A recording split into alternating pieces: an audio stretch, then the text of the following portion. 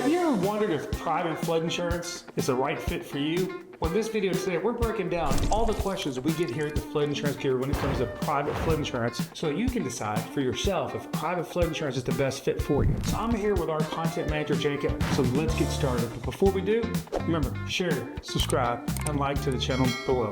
Hi, I'm Chris with the Flood Insurance Bureau. More than a decade ago, I bought a house in a flood zone. It was a terrible experience. I almost lost a house. The lender couldn't help me. The realtor couldn't help me. My own insurance agent gave me the wrong information, and I sure wish that private flood insurance was available back then like it is today. So today we're talking about the most common questions we get about private flood insurance here at the Flood Insurance Guru so you can pick the best flood insurance policy for you. So Jacob, let's talk about those questions today. Okay, Chris. So we have not a ton today, but just some pretty big ones that we need to address. The first question we have here is, how do private flood insurance underwriting criteria differ from NFIP's Risk Rating 2.0 approach with its updated building replacement cost value methodology? What additional risk factors do they consider, and under what circumstances might they cancel or non-renew my policy? Man, that's a good question. So when we're comparing this to the National Flood Insurance Program, remember this whole Risk Rating 2.0 where they threw flood zones out the window? Technically really isn't a bad idea, but they also kind of threw mitigation out the window too, where the major discounts are really gone that you used to get. But what they look at now are things like replacement costs of your property, distance to water, the type of flooding, flooding frequency. Now we haven't seen this yet,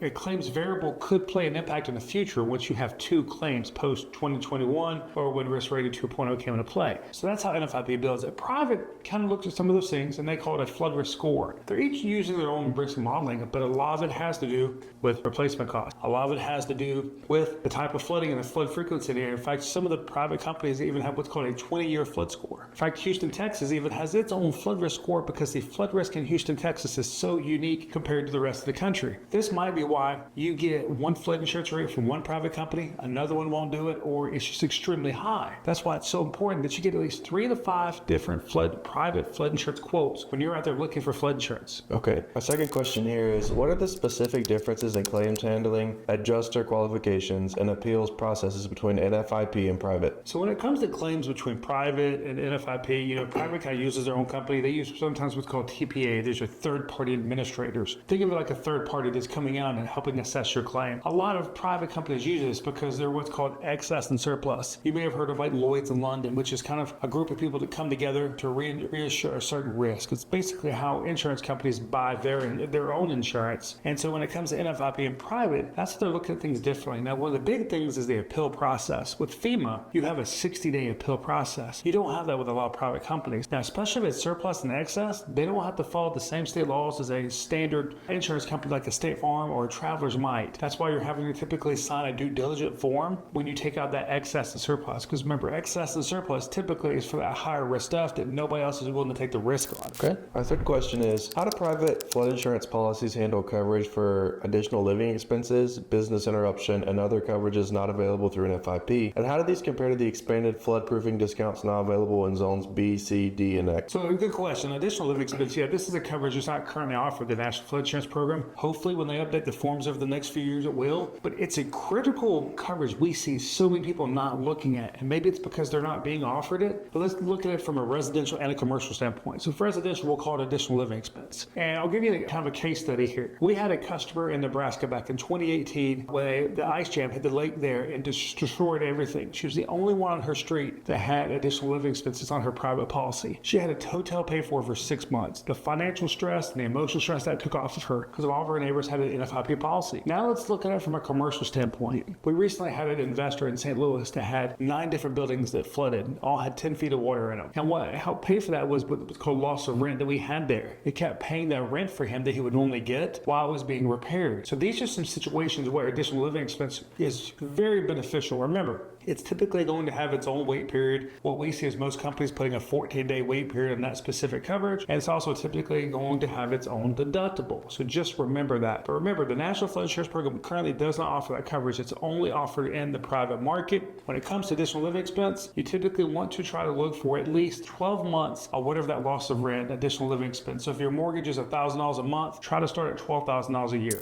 Okay. And then calling back to the second part of that question, how do these compare to the expanded floodproofing discounts available in zones B, C, D, and X? So B, C, D, and X, these are basically, D or B would be undetermined. X is what they call low risk flood zones, where flood insurance is not going to be required. Actually, a lot of these areas where they sit compared to the base flood elevation or base flood elevation has been determined in these areas. For example, the undetermined area. And so because of that, they actually don't have to follow the same rules as the special flood hazard areas. So they're not having to take extra mitigation efforts and all that stuff because they're not in the special flood hazard areas. Now, a lot of local communities do, so they can continue to stay out of those areas so it doesn't have a big impact on property value or federal funding when they're trying to get through the hazard mitigation grant program. Okay. So our next question says, for properties with repetitive loss history, how do NFIP and private insurers differently assess risk and price coverage? And what are the implications for properties subject to the new prior NFIP claims procedures? So when we're talking about repetitive loss, we're talking about severe repetitive loss, we're really talking about two different types of properties. Repetitive loss is typically 2 or more claims within a 10-year period. Severe repetitive is going to be 3 or more. Now, with repetitive, you might be able to get a private flood insurance policy, but it's pretty rare. But severe, you can't even get it through what's called a write your own company. This is like a third-party company like an Allstate, a Wright Flood, Assurant, that's basically offering coverage through the National Flood Insurance Program. As of 2025, you typically have to go through what's called NFIP Direct. And the reason for this is they require certain mitigation things on these severe repetitive loss properties. We deal with the severe repetitive loss properties here every day. Typically, when you're dealing with these severe repetitive loss properties, you also have to go ahead and make this payment up front, where you may have been able to bill your mortgage company at closing. They don't allow that in this system currently. And so that's kind of how these repetitive loss and severe repetitive loss are a lot different. It's very hard to get private flood insurance on these because of the loss history.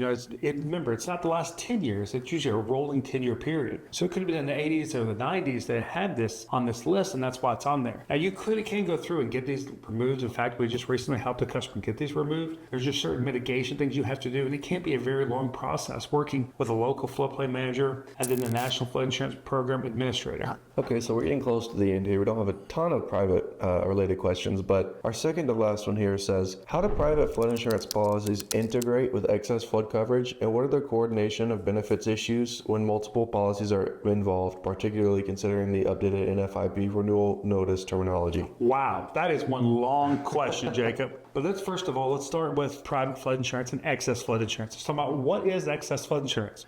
Think about this. Think of it being like a blanket on top of you, like an umbrella. You may have your primary coverage through the National Flood Insurance Program up to $250. Well, what happens after that $250? This is where excess kicks in, and excess is typically a private policy. You could also take out a primary private policy and say they're only going to offer up to $500K. You could get an additional private excess policy to cover on top of that. So when you think about excess, think on top. What happens is that primary basically serves as the deductible. The excess is not going to kick in until coverage has been maxed out. So on a residential, it's usually typically $250,000. On a commercial property, it's typically $500,000 in coverage. But this is important here, having this right coverage in place, because this is how you get your full replacement costs, is by bringing in the primary and bringing in the excess. And I'll even throw a third one in there for Jacob, and that is parametric flood insurance. A lot of people are not familiar with this, and since we're talking about excess here, think about parametric where you can protect your National Flood Insurance Program rate, where you're not having to provide all these claims and things. But in the parametric flood insurance situation, it's not everywhere, but they have different alarms around your property, and when they go off, it instantly sets off a claim notification for a claim to be paid out on a certain amount agreed on a certain coverage, which is completely different than a traditional policy. That's why banks do not currently accept parametric, because of the way it's based on these flood events. Okay, and then to the second part of that question, what are the coordination of benefits issues when multiple policies are involved? So that's the challenge, is you're dealing with multiple claims.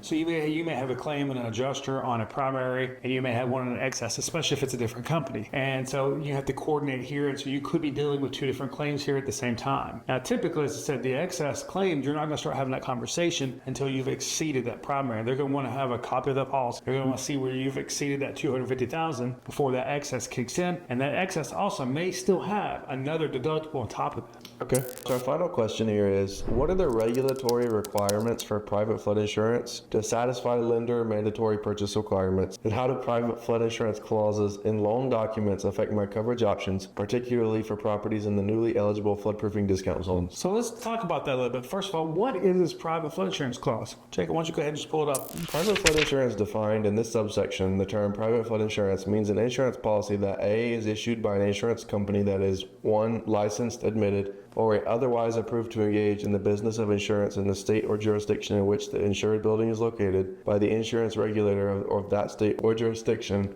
or in the case of a policy of difference in conditions, multiple peril, all risk, or other blanket coverage ensuring non-residential commercial property is recognized. No one's gonna understand this. Exactly. I don't understand it either. So what the heck does it mean? Well, let's talk about that, Jacob. That first part that you just talked about, it's simply saying, hey, a carrier company has to be admitted, like a State Farm, a Travelers, Allstate, or it talks about A+ rated, non-admitted. You see in there where it talks about surplus, right? So what it's looking for is like a Lloyd's of London, who has an A+ rating, but Lloyd's of London is not an insurance carrier, they're surplus lines. What that means is they come together to insure a certain risk. And so it has to be one of those, because remember, most surplus and excess policies in these states and these private flood insurance clauses are not going to be licensed. They follow different rules. So it's important that you understand that as a property owner, how this works. Now let's talk about the second part of that clause, Jacob. Okay, so the second part here says that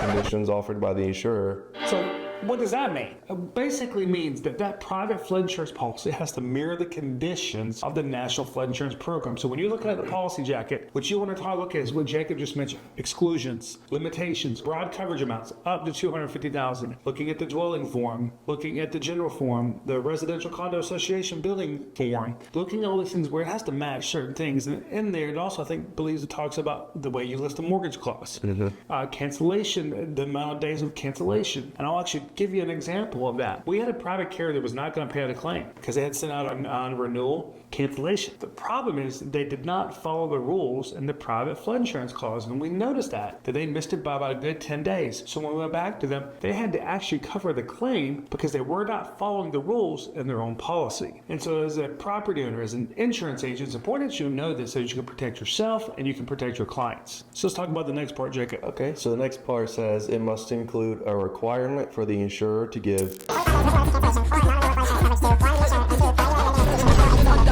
is anybody supposed to understand all that? My gosh. Simply put, remember the cancellation policy we just talked about with the 45 days? It's also got to list your mortgage company on it. It's got to notify you properly. It's got to notify the mortgage company. If they're going to non-renew, it's got to tell you, hey, we're no longer going to provide coverage on this address, but you can get it through the National Flood Insurance Program. We see that a lot with private companies non-renewing policies across the country. In fact, we have seen up to 80% of policies get non-renewed, where we have to move around the different private flood insurance companies because some are insuring, some aren't. So that's what this private flood insurance clause, look, it has to meet certain things. So your bank, when you send them this private flood insurance policy, they're looking for things in that clause, and they're looking for in the policy that they actually meet the clause. And I hear the flood insurance here, we do not work with any companies who do not include this clause in their private flood insurance policies. When you're looking at your private flood insurance policy, make sure this clause is included to protect yourself and to satisfy your bank. Okay, Chris. So the last requirement we have here says it must contain cancellation provisions that are as restrictive as the provisions contained in a standard flood insurance policy under the NFIP program. Which basically means it has to mirror the same things we were talking about in the policy, the loss assessments, how a claim is going to be paid out, the time it has. The only thing we don't see sometimes in these private ones is the 60-day appeal process that you have with the National Flood Insurance Program that you may not have with some private companies. So I know that was a lot to take in when it comes to private and the National Flood Insurance Program, but we just thought it was really important that you knew this information. So with breaking down this clause, here's the thing. We're going to simplify for you. In the description of this video, we're going to include an ebook and a guide on the private flood insurance clause to help you better understand it and to make sure your policy meets it. And look, if it doesn't, here, reach out to us here at the Flood Insurance Guru. We'd be happy to review it. I'm Chris, the Flood Insurance Guru, and he's Jacob, and I want to say thank you for watching this video. Make sure to share, subscribe, and like the channel below.